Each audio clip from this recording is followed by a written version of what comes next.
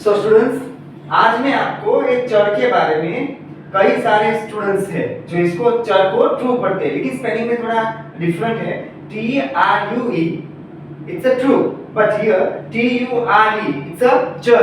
तो एक चर के बारे में आपको पढ़ाऊंगा कि अगर आप चर का स्पेलिंग याद रखते हो तो आपको कई सारे वर्ड्स ऐसे हैं जो आपको याद रखने में इजी हो जाएंगे, यानी कि वो आपको हेल्प करेंगे। जैसे एग्जांपल, अगर मुझे नेचर का स्पेलिंग याद रखना है तो मैं इजीली NA, अगर मुझे याद है नेचर कोई होता है तो उसके लास्ट में क्या आया, चर। तो अगर मैं इसके आगे NA लगा दूं, यानी कि चर के आगे NA लगा दूं तो नेचर का स्पेलिंग हो जाएगा NATURE नेचर। ना वल्चर, अगर वल्चर का स्पेलिंग याद रखना है तो VULTURE वल्चर। अगर कल्चर का स्पेलिंग याद रखना है तो CULTURE it's a culture.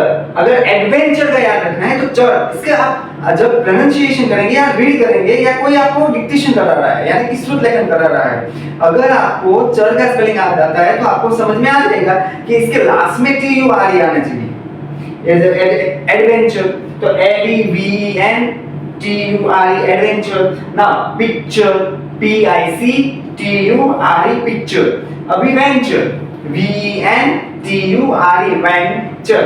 Now future, future हमारा भविष्य तो FUTURE future. Now feature, feature ज्यादा साइंस में बढ़ जाएगा, feature FEATURE feature. Now structure STRUCTURE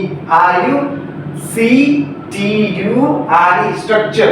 capture, cap का स्पेलिंग आता है और चर का स्पेलिंग आता है, दोनों को आप ज्वाइन कर लो तो कैप्चर का स्पेलिंग बन जाएगा। फिर से बता रहा हूं, it's not a true, it's a चर।